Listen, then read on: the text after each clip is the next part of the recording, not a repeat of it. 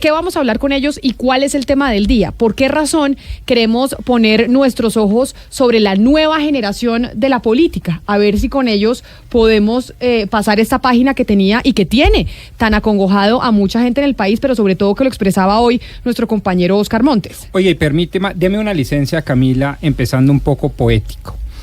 ¿Se va a poner poético sí, usted? Hay una frase que ilumina mucho lo que voy a decir ahorita, y es una frase de San Agustín en el siglo V. Dice: no toda la oscuridad del universo tiene la capacidad de apagar la luz que produce una simple vela. Y yo creo que eso es lo que tenemos hoy en cabina, Camila y queridos oyentes.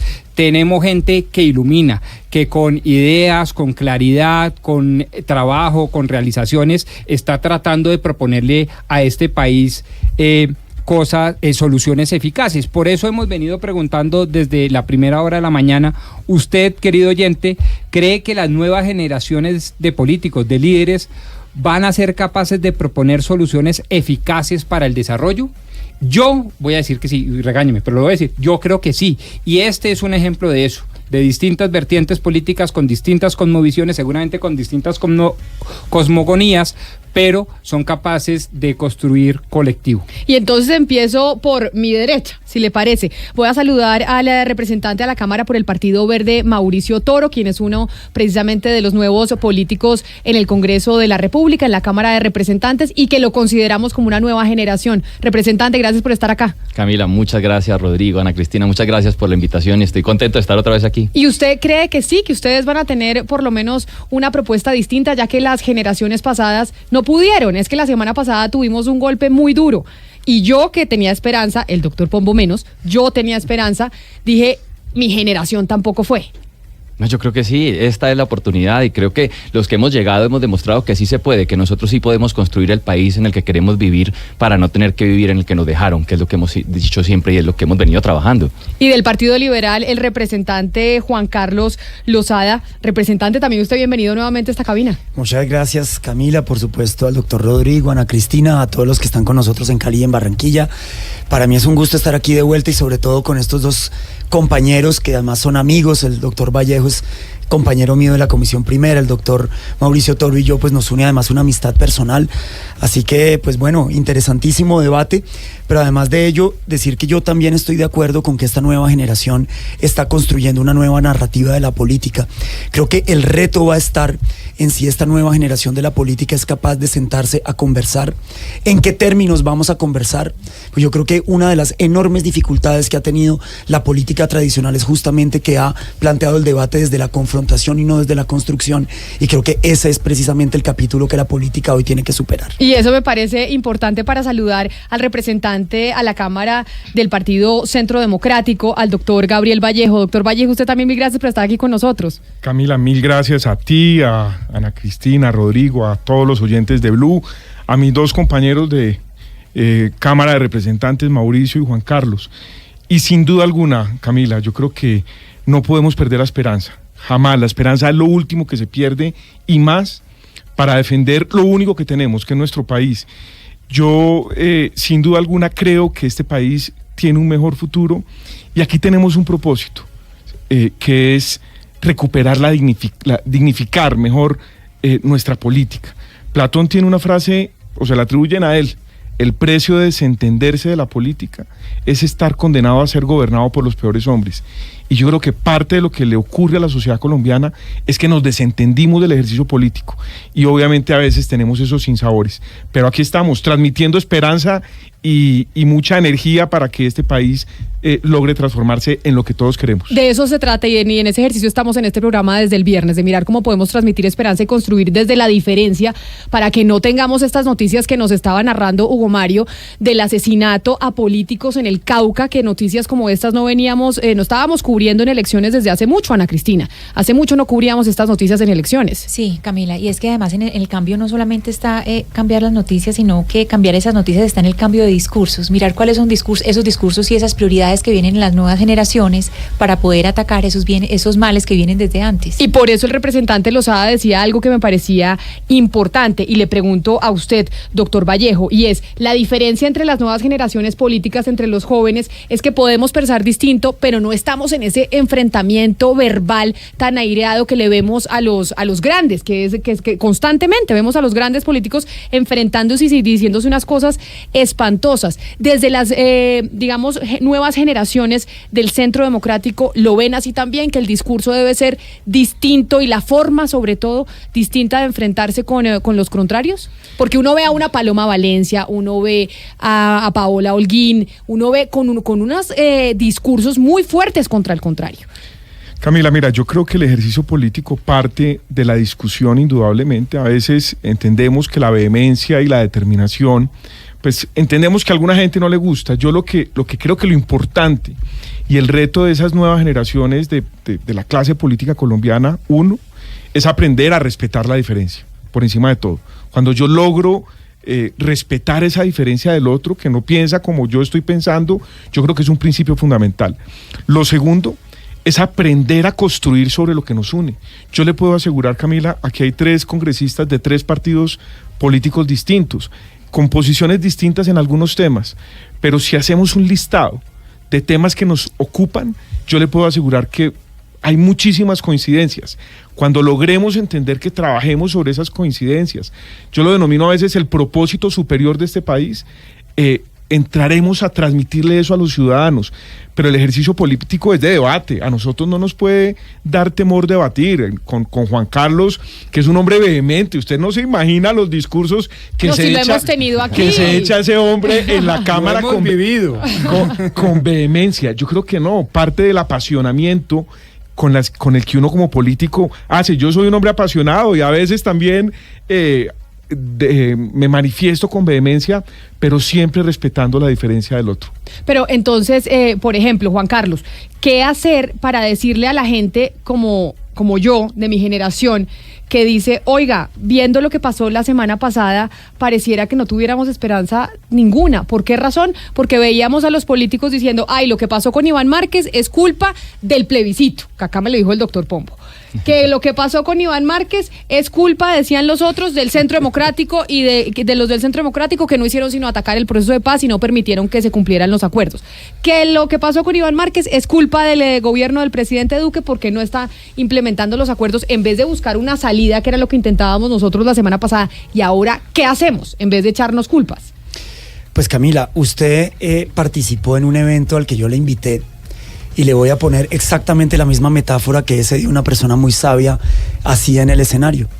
Y es que Colombia tiene que dejar de tener un retrovisor más grande que el parabrisas.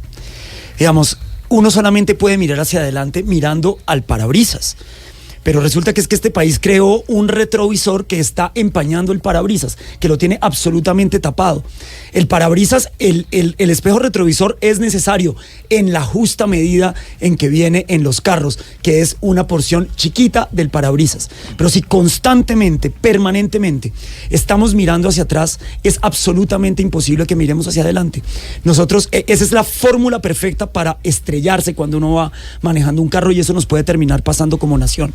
En este momento nosotros tenemos que darle al pasado la relevancia que merecen sus justas proporciones en términos de la memoria histórica de este país, en términos de la construcción de una narrativa, de cómo, casi que de una ontología de nosotros mismos, de cómo fue que hicimos para llegar hasta aquí. Porque ahí puede haber grandes aprendizajes para el futuro. Pero si ese pasado nos va a impedir que miremos todos hacia el mismo lado, pues ese pasado se convierte en el peor de los problemas de nuestra nación. Y yo creo que ese hay que mirarlo en sus justas proporciones. Yo creo que los políticos de hoy, justamente porque no tenemos estas rencillas históricas entre nosotros, porque no tenemos estos combates voraces en los que se han, digamos, entrelazado los políticos anteriores. Pues yo con el doctor Gabriel Jaime no tengo el debate que tendrá el presidente Gaviria con el presidente Uribe. Yo no creo que el doctor Mauricio Toro entre en las dinámicas que, por ejemplo, ha entrado una Claudia López en contra, bien sea de Petro, bueno, a veces la doctora Claudia tiene la metralleta para todos lados, no sé cuál será ahí el contradictor. Íbamos bien. Pero Íbamos bien. No, pero bien. Pero no, porque yo, digamos, fíjese, la doctora Claudia López ha apuntado su metralleta contra mí en 2 ocasiones y yo he podido de alguna manera conversar con ella en términos personales y nos hemos puesto de acuerdo en cómo es que ella y yo vamos a debatir. Pues yo le he dicho, doctora Claudia, usted no puede dispararme a mí de esa manera tan injusta porque usted se prenda fuego en el Twitter. Y ella me ha dicho, Juan Carlos, usted tiene la razón, me ha pedido disculpas personales y las ha hecho además públicas. Yo no sé si eso ha hecho con otros políticos. Pero Juan Carlos, eso es parte de la nueva política, porque por supuesto, digamos que Claudia también es una especie de nueva política, no nos digamos mentiras. Y que haya reconocido ella que hoy está punteando las encuestas hoy para la alcaldía de Bogotá, que comete un error y que le pida disculpas, es la demostración de un nuevo lenguaje que están utilizando las nuevas generaciones. No solamente lo es, y la considero yo a la doctora Claudia, de hecho un referente para quienes hacemos política hoy, que somos un poco menores que ella, pero yo lo que creo es que ella también tiene que cuidar las formas, porque la nueva política no puede estar desprovista de las formas. Yo creo que en eso hay que aprenderle mucho al profesor Antanas Mockus, que de hecho yo no creo que haya nadie, ni siquiera los políticos más de derecha de nuestra generación, que no hayan sido tocados de alguna manera por ese referente de Antanas Mockus, de una expresión asertiva a la hora de hacer política, sea ella a veces verbalmente no tan asertiva, pero sí, por ejemplo, a través de nuevos lenguajes, a través de nuevas formas. Yo creo que eso también es muy importante cuidarlo. Representantes, bueno, toda esa introducción que ustedes han hecho, pues suena muy bien, se escucha muy bonito, pero como una cosa es la práctica y otra cosa es la teoría, y en teoría lo que, claro, queremos todos los colombianos es que cambien las prácticas políticas o politiqueras en el país. Yo sí quiero preguntarles a ustedes como representantes de la nueva generación política colombiana, si es posible ser congresista sin recibir mermelada. Esa relación nefasta entre gobierno y Congreso a través de la mermelada, ¿es posible que algún día cambie? A ver, Pero doctor Toro del Partido Verde. Sin duda, y creo que eso es lo que hemos venido demostrando. Nosotros hemos venido trabajando por ideales, y yo voy a poner esto en un ejemplo pragmático de lo que pasa cuando uno llega al Congreso de la República. Hay que recordar que el 60% de la Cámara es nueva, y de ese 60, casi el 40 son menos de 40 años. Nuevas generaciones que decidieron tomarse el poder para hacer un cambio y planear ese país que nos imaginamos. Y empiezan a encontrarse con estas cosas. Cuando uno va a donde los políticos que llevan mucho rato y mucho tiempo con un proyecto de ley, le preguntan a uno a veces si es, ¿esto de qué partido es? Situación que no pasa con las nuevas generaciones. Las nuevas generaciones es, dígame esto de qué trata, no importa del partido. De hecho, yo, Mauricio Toro y mi bancada ha apoyado proyectos de ley que vienen de otros partidos como Centro Democrático, como conservadores, pero porque hemos apuntado es a qué estamos tratando de hablar allí, cuál es el debate y cuál es la necesidad de país. Entonces esto sí demuestra que estas generaciones no parten de un color político, sino de una idea independientemente de eso. Entonces esa es una muestra de que hemos pensado diferente y que hemos venido construyendo mecanismos distintos. No, yo creo que no solamente es absolutamente posible, sino que es absolutamente necesario. Y yo en esto sí tengo que hacerle de alguna manera un reconocimiento al diálogo que ha plantado el gobierno nacional con el Congreso, pero haciendo una distinción. Es que uno tiene que preguntarse qué es lo que entiende Colombia cuando se dice la palabra mermelada, porque es que la mermelada es corrupción. Eso pero venga, le digo una cosa. Eso no tiene otra palabra. Y le preguntamos al representante de las nuevas generaciones del Centro Democrático, que fueron los que utilizaron básicamente durante el gobierno anterior esa crítica constante de la mermelada. Y ayúdenos con la definición, porque en su momento Juan Carlos Echeverry, ministro de Hacienda, hablaba de mermelada haciendo una semejanza con un proyecto de regalías, diciendo toda la plata de las regalías no se debe concentrar solo en unos departamentos, sino debe dividirse en todo el territorio nacional, y por eso decía echarle toda la mermelada al pan. Ustedes que usaron mucho ese término, ¿a qué se referían específicamente? El término mermelada, Camila, hace referencia a esos famosos cupos indicativos. Recuerden ustedes que antes de la Constitución del 91 estaban los denominados auxilios parlamentarios. Esos auxilios eran, como su nombre lo dice, se le destinaban a congresistas para que a su bien destinaran esos recursos. Y obviamente el país padeció los auxilios parlamentarios porque se robaron gran parte del patrimonio de los colombianos en ese entonces. Luego, posteriormente, se crean los cupos indicativos, que es nada distinto que un auxilio parlamentario, es decir, al congresista X o Y le asignaban un cupo de inversión a su región para que el congresista, porque además así se nos robaron el país, el congresista escogiera al contratista, escogiera el municipio donde quería destinarlo, y era ese pacto macabro entre el congresista, el contratista, el alcalde o el gobernador y el funcionario de la nación. Y ahí iba el carrusel de la comisión, ¿no? Esa es la mermelada, Camila. Así se nos robaron a Colombia, porque los congresistas finalmente lo que terminaron fue comprados por parte del Palacio, sus votos en el Congreso, y obviamente robándose la plata de los colombianos. Claro, pero muchos entendimos en su momento que ustedes hacían referencia a la mermelada por los puestos y el llamado computador de Palacio, de cómo repartían los puestos desde el computador de Palacio a los amigos o a los congresistas que eran de los partidos amigos del gobierno. En su momento, digamos que esa es la percepción que tienen los colombianos. Mermelada igual a puestos que reparten entre los amigos del Camila, gobierno. Digamos que hay que diferenciar entre lo que es la representación política, que entre otras cosas desde Aristóteles a hoy funciona. Uno administra un territorio con base en quienes apoyan la administración de un gobierno. El clientelismo es ese abuso de esa representación de amiguismo, de conveniencia, en donde termina comprando el voto del congresista. Es que aquí lo que pasa, y me refiero un poco a la pregunta que hacían, claro que es posible, tiene que ser posible, no es una opción. Uno tiene que legislar, uno tiene que cumplir su labor congresional sin clientelismo, sin repartición burocrática y sin mermelada. De lo contrario, se desnaturaliza el ejercicio del Congreso. Y parte de lo que ocurrió en esta sociedad, que además no solamente ocurre en lo público, es que convertimos la actividad política de un congresista en un tráfico de favores, Camila. Es decir, tú me haces, yo te voto, tú me haces.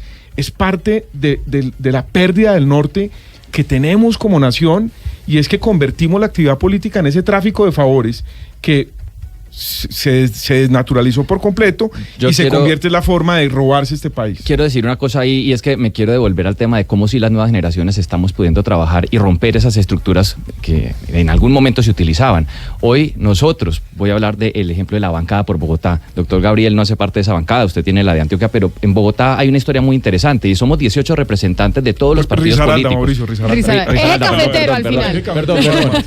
Entonces tiene, cada departamento tiene, o cada región tiene su bancada, nosotros tenemos la nuestra. Históricamente esa bancada nunca funcionó en el Congreso de la República porque las diferencias políticas de colores no permitían llegar a un punto de consenso, simplemente se reventaban en la segunda sesión. Nosotros hemos podido sesionar, presentamos ya varios proyectos de ley, los 18, donde ¿qué dijimos? Vamos a construir desde la diferencia. ¿Cuáles son los puntos de encuentro? Listo, estos son, entonces trabajemos sobre esos. Los que son diferencias o divergencias, pues cada uno las defiende afuera, pero aquí trabajemos por la ciudad, y eso hemos hecho, y hoy se ha logrado hacer algo que hace 15, 17, 18 años nunca se hacía por Bogotá. Pero además, agregarle algo a lo que está diciendo Mauricio. Yo que hice parte de la primera bancada de Bogotá hace 4 años, de la Comisión Accidental por Bogotá, de la que además soy coordinador actualmente, no era solamente por colores políticos que no nos poníamos de acuerdo, pues Mauricio. ¿Sabe qué era, Camila, también? La calidad de los parlamentarios. Yo sí le tengo que decir una cosa. En esta nueva camada de representantes por Bogotá y de muchas otras regiones del país, son millones de veces, años luz superiores intelectualmente en términos de su compromiso, en términos de cuán arduamente trabajan por esta ciudad. Es una cosa realmente de destacar, que yo creo que no lo han destacado lo suficiente. Los 18 representantes por Bogotá realmente estamos dando un ejemplo gigantesco de cómo podemos unirnos para trabajar. De los senadores, de las personas que saltaron de Cámara a Senado, Angélica es una de las que dice, yo envidio haber estado en la Cámara actual. Ella dice que esta Cámara actual es el Parlamento Europeo comparado a la Cámara anterior. Dice, yo quisiera devolverme. Muchos de ellos dicen, en Senado no pasó igual. Senado todavía tiene sus dificultades y esto debería pasarse a Senado. Pero por eso estamos invitando. Si usted me permite además hacerle una amigable réplica, digamos, utilizando al doctor Gabriel Jaime. Yo sí creo que la pregunta de Camila tiene, digamos, un elemento que no hay que dejar de lado.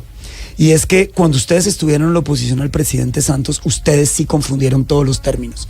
Ustedes nunca hicieron jamás la distinción entre mermelada o la corrupción que implica el tema de la triada contrato, representante, voto en el Congreso para ayudar a un gobierno, con la representación política. Y en eso le hicieron un daño gigantesco a la democracia colombiana.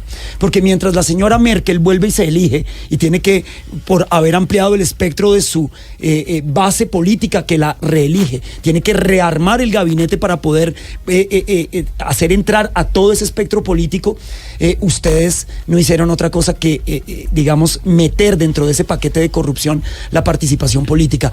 Y hoy se ven con muchas dificultades para justificar la propia representación política que ustedes le están dando, por ejemplo, al Partido Conservador, entregándole... O al Partido Liberal, el suyo, también. Pero que me digan cuál es, porque yo no le he visto No, cuál por es la ejemplo, participación política de hecho ayer que tiene el Noticias partido. 1 sacaba un congresista liberal que decía, ya me llamó la doctora de Planeación Nacional diciendo que tranquilo, que nos van a dar a nosotros la representación. Es decir, Bueno, representación política. Pero fíjese usted, por ejemplo, que eso hace parte de una especie de negociación que ya se parece más a lo que dice Gabriel Jaime, que es una negociación individual con cierto parlamentario para que vote ciertas cosas o no. Ese tipo de representación política empieza a parecerse más a la mermelada, porque no es una negociación entre partidos. Fíjese que el Partido Liberal, en mi contra, yo fui el único representante liberal, bueno, con Carlos Ardila, que nos opusimos a apoyar a Iván Duque en segunda vuelta, eso está en acta en mi partido. El Partido Liberal no tiene ninguna representación política como la tiene el Partido Conservador en el gobierno. Si esa representación política existe en lo territorial, eso es a través de componendas que ya nada tienen que ver con la representación política de un partido, sino con la negociación con un representante o con un senador para que le ayuden en tal o cual proyecto de ley. Eso se parece mucho más a la descripción que hace usted, doctor. Pero Juan, Gabriel. no fue una confusión. Yo creo que fue cierto. Lo que vivimos en los 8 años del gobierno anterior fue cuando tú utilizas el término mermelada, que es la aclaración que yo quería hacerle a la opinión pública, pero es igual de grave la mermelada al clientelismo y al amiguismo, porque es que cuando No, en eso es estamos igual de totalmente grave, de acuerdo, pero eso lo estamos viendo claro, igual en este gobierno. es igual de grave cuando la asignación en la representación política no obedece a criterios de necesidad, por ejemplo, de perfiles de gente buena que hay en todos los partidos y que lo único que obedece es hacer tráfico de favores, Camila, con el Congreso de la República. Es ahí cuando se desvía la naturaleza de la esencia política, claro, que no es otra cosa distinta que la representación del ciudadano. Sí. No, Camila, en eso estamos totalmente de acuerdo, pero yo le pongo el siguiente ejemplo, querido Gabriel Jaime. ¿Qué pasó con el nombramiento de una liberal como Olga Lucía Velázquez, que yo anuncié que era absolutamente ilegal? Yo fui quien lo denunció. Claro, porque Olga Lucía Velázquez violaba... renunció al Partido Liberal para irse supuestamente a la Superintendencia de Vigilancia. Totalmente, y además ella tenía, además de eso, la limitante de que era la directora del partido en Bogotá, o sea que ocupaba un cargo directivo. Iban a nombrarla, estuvo publicada su hoja de vida directamente propuesta por el presidente Iván Duque, ¿cierto? Violando el estatuto de la oposición, sí, con toda claridad. Le meto, doctor, y después de eso, además, perdóneme, es que los invitamos la ministra... para mirar el futuro y la esperanza, y no quiero hablar de un caso particular. No, con el debido respeto, que decir hagamos eso como son también. Pero usted no me habla del retrovisor, que no puede ser más grande, que no sé qué cosas. Esto no es el retrovisor, esto no es el retrovisor, esto es lo que está sucediendo hoy. Yo le voy a hablar de la esperanza. Estoy hablando de una cosa que pasó hace un mes. Yo los invito a lo siguiente, a este ejercicio. Yo quiero hablar de Camila les dará la palabra, pero yo los invito a este ejercicio. No vale ni retrovisor, ni tampoco vale decir, oiga, es que el futuro del país es el proyectico que yo tengo aquí en la mano, que es... No. Visión de país. A mí sí me encantaría, además porque no los he oído sobre ese tema a ninguno de ustedes, sino sobre unos debates muy interesantes parlamentarios, pero no sobre la visión de país. ¿Qué puedo yo esperar como ciudadano, como oyente de ustedes, que son ciertamente muy lúcidos, frente a la visión de país? ¿Ustedes cómo están visualizando ese país que en otrora visualizaba un Álvaro Gómez, un Alfonso López, un Alberto Lleras? ¿Ustedes qué están visualizando? Y yo quiero hablar porque es que has tocado una palabra que para mí ha sido muy importante, en especial en los últimos días, a raíz de los anuncios de una disidencia de las FARC que deciden alzarse nuevamente en armas y crear un nuevo grupo armado, guerrillero, terrorista, como lo quieran llamar, y es que esta pérdida de esperanza le hace mucho daño a la democracia, y nosotras, las nuevas generaciones, somos los que tenemos el papel de decirle a los colombianos, a los que nos están oyendo, a los jóvenes, no se dejen embargar por eso. No se dejen confundir, que podemos seguir construyendo, que tenemos es que seguir eligiendo gente buena, y tenemos que nosotros, las nuevas generaciones, proponer, exigir también para pedir que los demás actúen. Y esa es la tarea de nosotros, abrirnos a la ciudadanía. ¿Para qué? Para que participe, para que nos den sus ideas, ir a las regiones, hablar con los estudiantes, y esa es la tarea que tenemos que hacer. ¿Y cuáles son las metas a futuro?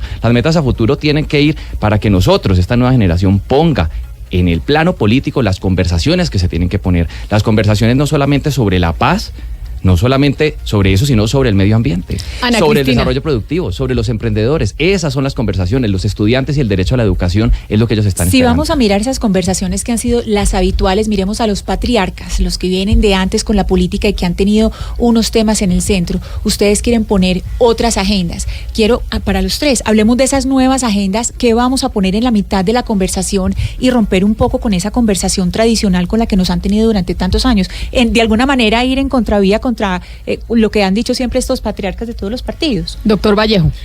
Ana Cris, mire, yo creo que es parte, y es una pregunta muy, muy importante. En el ejercicio político, yo aclaro, yo llevo 1 año haciendo política. En mi vida había hecho política, no había aspirado a un consejo de administración de un edificio.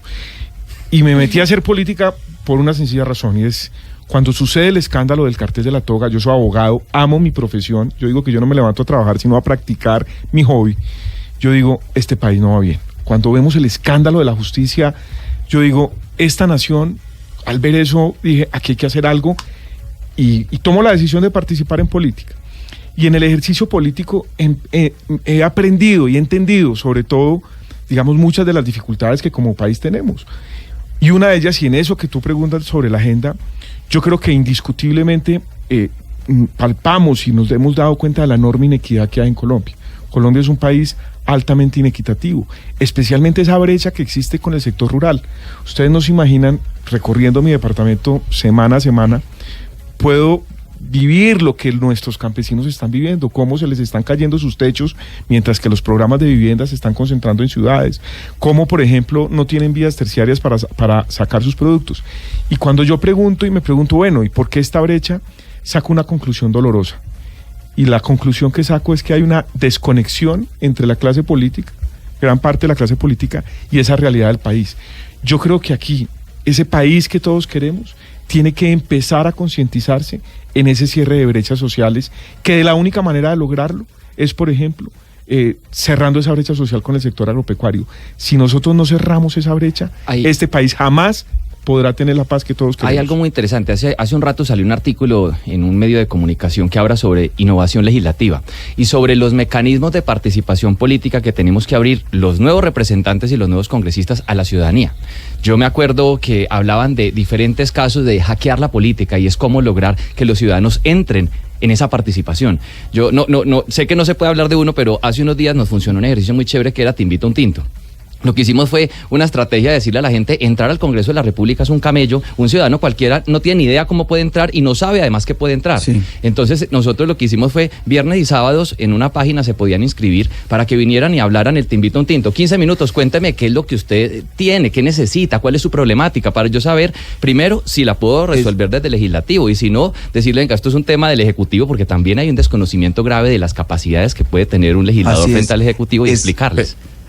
Pero escuchando a los congresistas, a los jóvenes congresistas, al doctor Vallejo, al doctor Lozada, al doctor Toro, pues uno como que de a poquito se va entusiasmando, pero mire, la verdad es que lo que estamos presenciando en Colombia en este momento es el fracaso de una clase dirigente, es el fracaso de una élite y de una élite política que sumió al país por décadas en esta situación en la que estamos hoy en día. Por eso escucharlos de alguna manera uno se entusiasma, pero además porque ese fracaso de esas élites se traduce en un hecho concreto que es una democracia hereditaria en Colombia. Ustedes tienen unos referentes que son unos patriarcas de sus partidos políticos y demás, que además han tenido una connivencia y una convivencia con fenómenos que tienen a Colombia postrada como está hoy en día, que es la corrupción.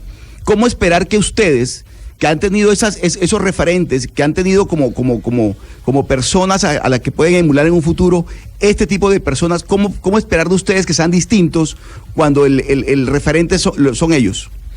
No, mire, yo creo que nuestra generación está demostrando que somos distintos. Yo lo que creo es que esta generación está mucho más preparada en términos académicos de lo que estuvieron las generaciones anteriores, siendo además algunos de ellos grandes intelectuales, que uno no le podrá negar al doctor Laureano Gómez, con todo lo que yo difiero de sus posiciones, que fue un gran intelectual y demás. Yo creo que nosotros, esta generación está muy preparada para dar los debates y para tener una visión de país diferente a la que han tenido hasta ahora. Mire, yo creo que aquí nosotros tenemos un proyecto de constitución que está inconcluso. y que no está inconcluso en términos de ideas y de idearios y de, digamos, una hoja de ruta. Está inconcluso en términos de cómo es que esos valores se han llevado en la práctica. Yo creo que hoy todavía persiste en nuestro país la absoluta necesidad de que esta democracia se afiance como una democracia participativa, igualitaria. Lo que tiene que ver con el rol de las mujeres en nuestra sociedad es un pendiente absoluto de la Constitución del 91, que nosotros aquí somos 3 hombres, yo soy el primero hombre en hacer parte de la Comisión Legal de la Mujer, por ejemplo. Yo creo que en términos de igualdad a nosotros nos falta muchísimo por avanzar. Lo planteaba el doctor Gabriel Jaime en términos de equidad, y seguramente no nos podremos poner de acuerdo con el doctor Gabriel Jaime en todos los cómo, pero entendemos que esta es una sociedad que tiene que crear una mucho mayor prosperidad. Pero además de eso, hoy, para nuestra generación, y por eso, digamos, ha sido gran parte de lo que yo he abanderado en el Congreso de la República, es el profundo respeto por la naturaleza. Esta es la primera... Esa es la visión de país de Lozada, sí. Porque Lozada sí ha sido clarísimo en que su visión de país tiene que ver con los animales, sí, con la naturaleza, con la defensa del medio ambiente, que quizá de esos proyectos que los antiguos, digamos, prohombres de nuestro país jamás no se ocuparon. No lo tienen en la agenda. Esa generación no podía pensar en esto porque esa generación no está confrontada a la debacle ambiental a la que estamos confrontados nosotros. Por eso el doctor Mauricio también deja sus constancias en el Congreso con respecto a lo que está sucediendo en la Amazonía. Es que hemos perdido en los últimos 20 años el 50% del pulmón del mundo. La biodiversidad de este país está amenazada, y un modelo de desarrollo que no sea capaz de sostener a este planeta, de conservar el patrimonio biológico de este planeta, no es un modelo de desarrollo viable ya en este instante. Y para meter ahí diversidad e igualdad, que es otro de los temas importantes. Absolutamente. Además, antes, hace algunos años, ser ambientalista no daba tantos votos como ahora sí es muy rentable políticamente en este país. Oiga, pero yo sí quiero preguntarles a los representantes Toro, Lozada, Vallejo, que son la nueva generación en el Congreso, ¿ustedes por qué no se toman el trabajo de impulsar una reforma política? Yo creo que solamente una reforma podría permitir cambiar las prácticas politiqueras y corruptas en este país, sobre todo en el tema de financiación, porque lo que está demostrado, y estamos en vísperas de elecciones, es que en Colombia ganan los candidatos que tienen más músculo financiero. Y ese músculo financiero viene o de los contratistas o de la ilegalidad. Estoy hablando de la mayoría de los casos, no de todos los casos, pero es el común denominador en la política colombiana. ¿Por qué ustedes no impulsan una reforma política? Doctor Vallejo. Me voy a referir a ese tema, pero déjeme antes hacer una precisión. Yo siento también como colombiano que han pasado 30 años más o menos en donde esa generación de nuestra clase dirigente del país, pues uno siente que no ha pasado nada y por el contrario vamos como con la cola de las vacas. Y la explicación es muy clara, en mi opinión. 1, el narcotráfico, en mi opinión, invirtió los valores de la sociedad colombiana. El narcotráfico penetró absolutamente todo la institucionalidad colombiana e hizo que se invirtieran los valores. Luego ese narcotráfico se mezcló con la política y obviamente pues ha hecho muchísimo daño y sigue siendo el mismo daño, Camila, que hace 30 años. Es más, hoy es peor porque es más difícil de detectar. Y ahí viene un tema que plantean en la pregunta: ¿por qué esta nueva generación de políticos no presentamos una reforma política? No solamente la reforma política, aquí se requiere reforma a la justicia, reforma electoral. Y ahí tengo que decir, yo que soy un hombre optimista por naturaleza, yo sí tengo que decirle algo. Yo no creo que este Congreso, que la clase política actual de Colombia, obviamente, seguramente hay personas que estamos comprometidos, pero yo no creo que seamos capaces de sacarla adelante. Pero yo mire, sí creo que no creo que seamos capaces de sacarla. El Estatuto Orgánico de Bogotá no se había podido reformar nunca y fuimos nosotros los que arrancamos a dar ese debate. Pero ¿por qué Esto no cree, doctor hacer. Vallejo, usted que con este Congreso, porque ahorita estábamos escuchando al doctor Lozada y también al doctor Toro diciendo, oiga, la bancada de Bogotá es de lujo, no teníamos una bancada de la Cámara de Representantes como la que tenemos hoy hace muchísimo tiempo, y a usted lo veo pesimista. ¿Le parece que la calidad del Congreso hoy no es lo que debería ser? Más que la calidad es la conciencia sobre esa conexión que yo decía ahora de lo que requiere el pueblo colombiano. Yo sí siento que hay parte del Congreso está desconectado con esa realidad. Yo no veo, por ejemplo, y no nos hemos puesto de acuerdo en una reforma judicial, en una reforma a la justicia, una reforma urgente porque es nuestro pilar del Estado de Derecho. Y ahí hay unas diferencias enormes en quienes estamos hoy en el Congreso de la República, pero en la reforma política. Camila, aquí hay que decirle también parte de la verdad al país. El problema de la corrupción no es un problema de endurecimiento de penas, lo decían ahora. El origen de la corrupción en Colombia se da en la financiación de las campañas políticas, en esos carteles de contratistas del Estado. Ahorita que se vienen elecciones locales lo estamos viviendo. Digamos, es evidente cómo esas campañas, Gabriel, son absolutamente desiguales. Y termino con esto. Mientras nosotros no ataquemos ese tumor, por decirlo así, yo creo que nosotros no vamos a ser capaces, hablo de los congresistas, que muchos son elegidos con esos carteles de contratistas. Yo les recuerdo que aquí hay campañas de congresistas que valen 10.000 o 12.000 o 13.000 millones de pesos, sobrepasando los topes legales, financiados por carteles de contratistas. Mientras no logremos romper eso, Camila, yo creo que va a ser difícil adelantar esa reforma política. Yo quiero hablar de una cosa, que es que esto también tiene que ver con la ciudadanía, y es decir, es el ciudadano y las nuevas generaciones a las que nosotros tenemos que inspirar para que cambien su voto y eviten que esas maquinarias sigan funcionando. Yo le voy a dar mi caso. Y que compren votos. Mi caso es, yo venía de ser emprendedor, yo en la vida como usted había concursado a nada.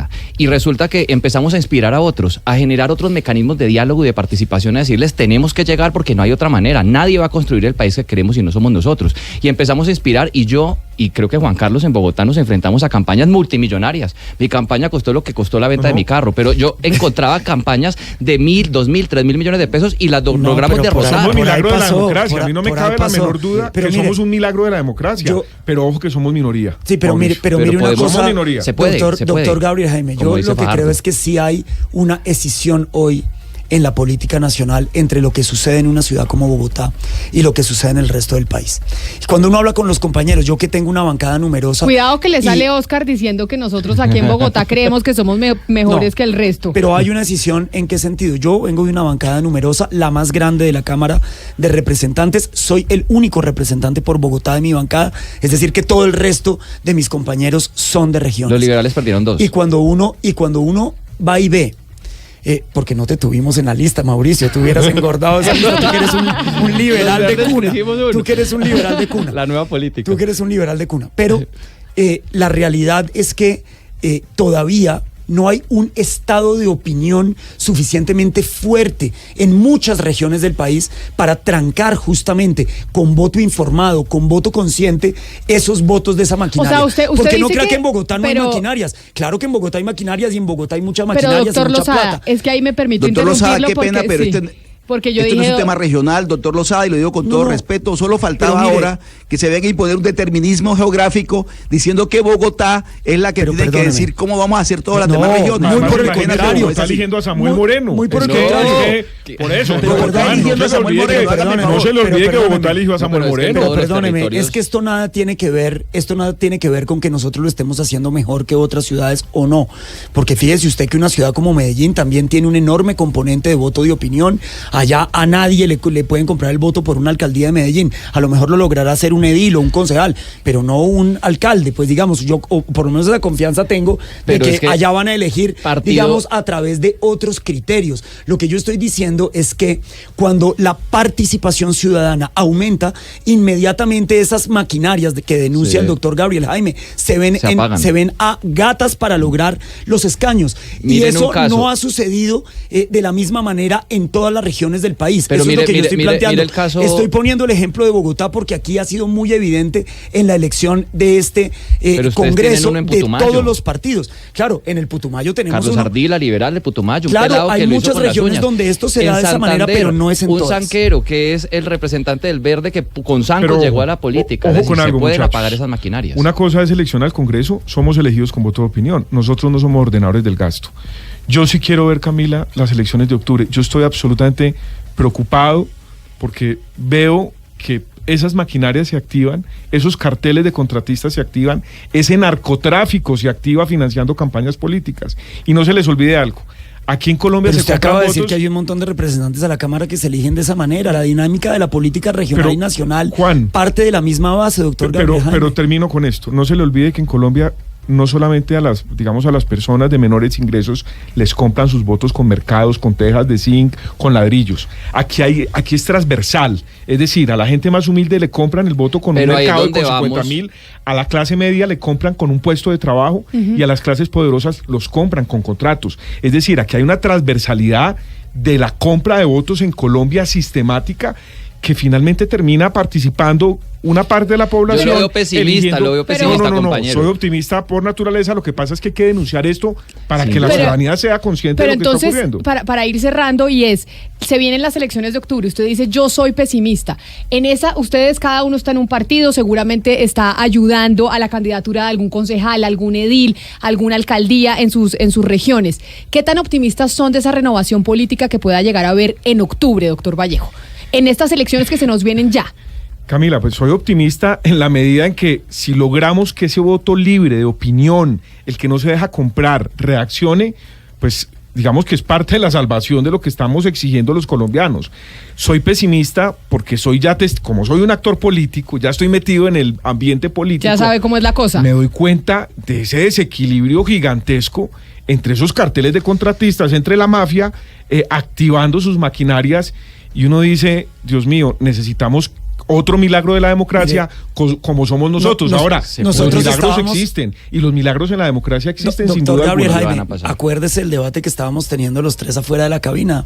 Yo les estaba recordando a mis dos compañeros que en esta elección a Congreso la participación ciudadana incrementó un 20%. Pasamos de elegir un Congreso con el 32% a elegir un Congreso con el 52%.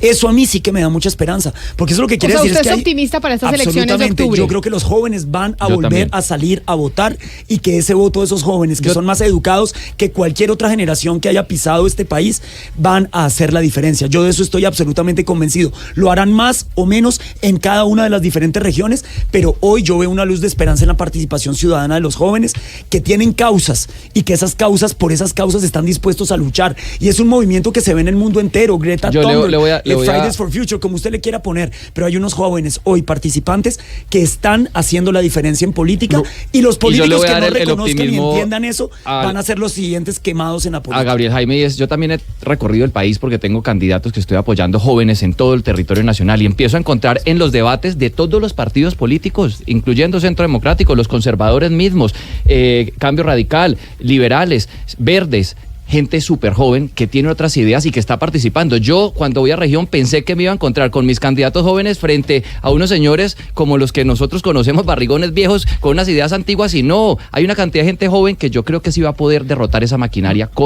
hoy las redes sociales van a hacer la diferencia porque son la herramienta de la ciudadanía. Totalmente de acuerdo. Lo cierto, Camila, es que nosotros tenemos una responsabilidad enorme y es dignificar el ejercicio político. No hay nada más que dignifique que el ejemplo. Cuando uno es coherente con lo que dice, con lo que piensa, con lo que hace, eso empieza a generar un movimiento. Y segundo, los medios de comunicación, Camila. Mire, nosotros somos candidatos de opinión.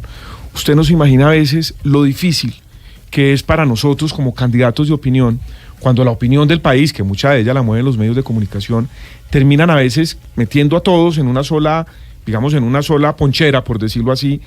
Terminamos sacrificados los de opinión y los de la maquinaria se mueren de la risa. Claro, es el caldo de cultivo perfecto para ellos. Les importa 5. Esa es una reflexión que quería dejar. Y buenísima la reflexión y se la recibimos, doctor Vallejo. Es que hace poquito, hablando con un político tradicional, estaba hablando de nosotros los partidos y los políticos de opinión. Y él decía algo así como, que él era un candidato de opinión también, que porque él le pagaba a la gente para que opinara por él en las urnas. Y yo decía, ¿qué opinas que le dé estos 100,000 pesitos? ¿Qué tal? Que y yo decía, eso es lo que nosotros podemos derrotar, inspirando. La tarea de nosotros es inspirar a las nuevas generaciones, pero activando conversaciones que les interesen y no peleando. Pues esperemos que sea así como ustedes dicen y ese optimismo que nos dejan, porque sí quedamos optimistas, ¿no? Para las elecciones de octubre, Pombo. Dígame usted, Camila, la diferencia en el ambiente entre una conversación entre Roy Barreras y José Obdulio Gaviria. Y estos caballeros, ¿no? Dígame la diferencia. Los felicito, les deseamos lo mejor. Qué bien, ustedes de verdad son esta lucecita que por más que exista oscuridad en el universo, no se apaga. A todos nuestros invitados, al representante del Centro Democrático, Gabriel Vallejo, mil gracias por estar acá. Al doctor Mauricio Toro, representante del Partido Verde, también muchas gracias por venir. Y por supuesto, a Juan Carlos Lozada del Partido Liberal por acompañarnos. Es la 1:00 p.m, 2 minutos. Hasta aquí llegamos nosotros en Mañanas Blue y ya llegan nuestros compañeros de Meridiano con toda la información información para ustedes.